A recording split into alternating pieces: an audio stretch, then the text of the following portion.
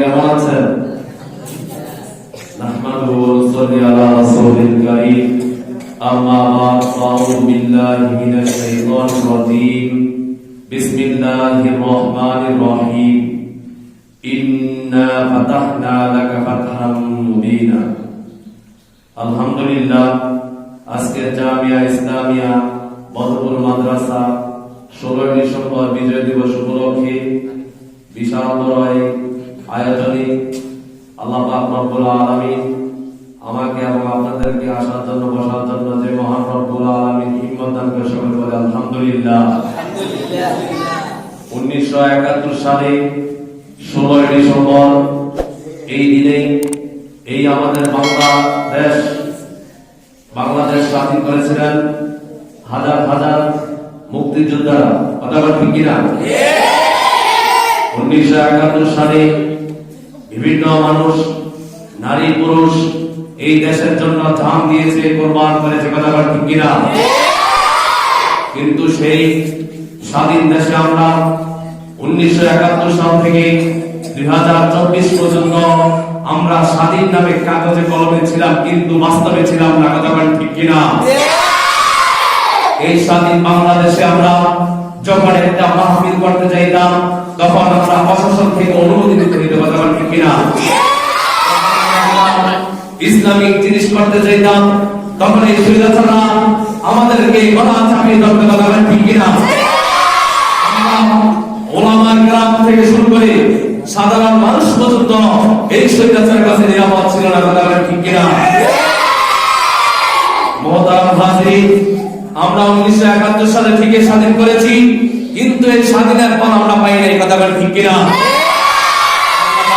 আল্লাহ বলেন, হে ঈমানদারগণ, তোমরা ভয় করো না, তোমাদের সাথে আমি আল্লাহ তাআলা আছি। এই কারণে মুসলমানরা আল্লাহকে বিশ্বাস করে, এই কারণে আমরা আজকে 2024 সালে এসে এই স্বৈরাচার মুক্ত দেশ পেয়েছি। কথা ঠিক কিনা? আমরা 1971 সালে যে মা বোনেরা ভাইরা দেশের জন্য জান দিয়েছে, প্রাণ দিয়েছে, তাদের জন্য শ্রদ্ধা জানাই। এবং 2024 সালে জুলাই মাসে এবং 4 আগস্টে যে মা বোনেরা, শিশুরা আবু সাইদ, মুক্ত এবং হাজার হাজার যুবকেরা যারা শহীদ হয়েছে এবং হসপিটাল ভর্তি অসুস্থ, তাদের সকলকে আমরা শ্রদ্ধা জানাই। কথা ঠিক কিনা?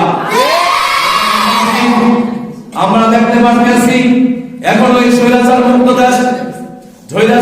দেশ হওয়ার পরেও স্বৈরাচার নাকি ডুববে বাপ। কথা ঠিক কিনা? আপনি ঢুকার চিন্তা করেন না। আমরা পাপ পেতে রেখেছি, আমরা খাঁচা পেতে রেখেছি।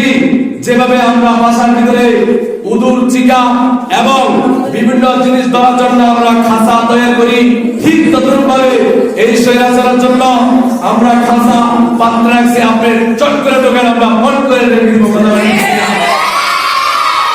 মুহতারাম হাজিরিন, আজকে 16 ডিসেম্বর মহান বিজয় দিবসে আমি একটা জিনিস লক্ষ্য করতে পেরেছি, আমি একটা জিনিস ভালোভাবে খেয়াল করতে পেরেছি যে গতকাল রাতে থেকে দেখলাম আমাদের, বিশেষ করে আমাদের কুমিল্লাতে গান বাজনা হয় নাই। কথা ঠিক কিনা?